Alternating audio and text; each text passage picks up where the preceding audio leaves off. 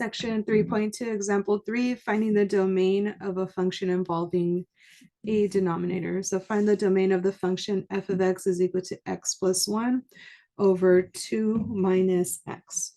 So what we're doing here is asking ourselves domain. So do we have radicals or rationals? Do we have square roots or fractions?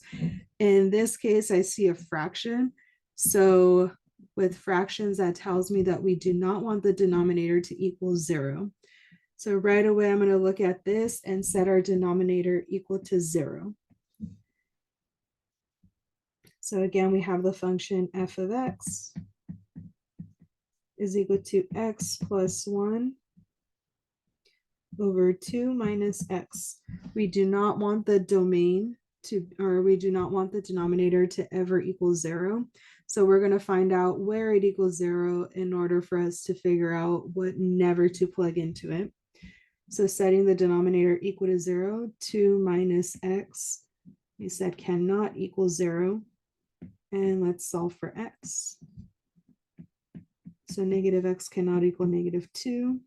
We can multiply both sides by negative 1. Leaving us with x cannot equal 2. So this is where we're not allowed to have a solution. Otherwise, we have all real numbers. So all real numbers except for 2. So we're plugging a really big open circle here, and we're allowed to have any other number that we please. Putting this in interval notation, we have starting off here at the most left that goes on forever to the left. So we have negative infinity up to 2. We have an open circle here at 2. And we're putting parentheses because we do not want to include that 2 into our solution. And from here, we're going to union it with the other half. So starting off here, we're not including 2, but we're including everything after that.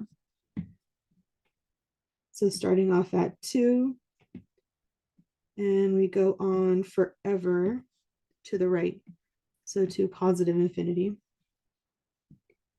And there we go. We could say that that's our domain.